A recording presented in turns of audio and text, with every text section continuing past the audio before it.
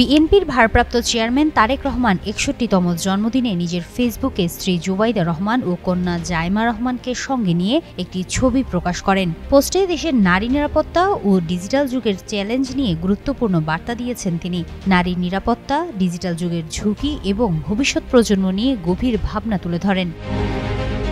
স্ট্যাটাসে বিএনপির ভারপ্রাপ্ত চেয়ারম্যান লিখেছেন, প্রযুক্তি এখন জীবনের প্রতিটি ক্ষেত্রকে পাল্টে দিচ্ছে। দৈনন্দিন রুটিন থেকে শুরু করে বৈশ্বিক রাষ্ট্র ব্যবস্থা পর্যন্ত সবকিছুই এর প্রভাবে দ্রুত বদলে যাচ্ছে।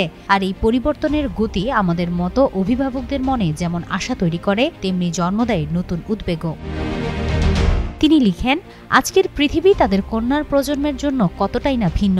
যেখানে সুযোগ যেমন বেড়েছে, তেমনি হুমকি ও বিপদের মাত্রাও আগের যে কোনো সময়ের তুলনায় বহুগুণ বেশি। তারেক রহমান দৃঢ়ভাবে বলেন, বাংলাদেশ সামনে এগোতে চাইলে মেয়েরা, মায়েরা, বোনেরা কেউই কোনো ধরনের ভয় বা আতঙ্কে বাস করতে পারে না। কারণ প্রতিদিন অসংখ্য নারী শুধু কথা বলা, কাজ করা, শিক্ষালাভ বা নিজের মতো করে চলার কারণে অনলাইনে, অফলাইনে হয়রানি, হুমকি, বুলিং ও সহিংসতার শিকার হন।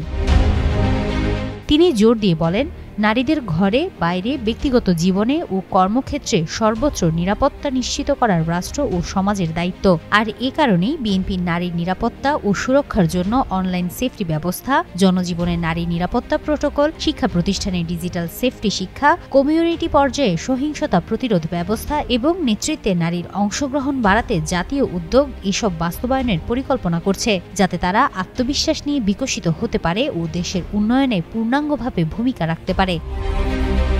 তারেক রহমান বলেন, রাজনীতি, ধর্ম বা পরিচয় যাই হোক না কেন, একটি সত্য, সবাইকে এক করে নারীরা যত বেশি নিরাপদ, সমর্থিত ও ক্ষমতায়িত হবেন, বাংলাদেশ তত বেশি শক্তিশালী হবে। তাই কন্যাদের ভবিষ্যতের জন্য সবাইকে একসঙ্গে কাজ করে একটি নিরাপদ, সমতাপূর্ণ ও অগ্রসর বাংলাদেশ গড়ে তুলতে হবে।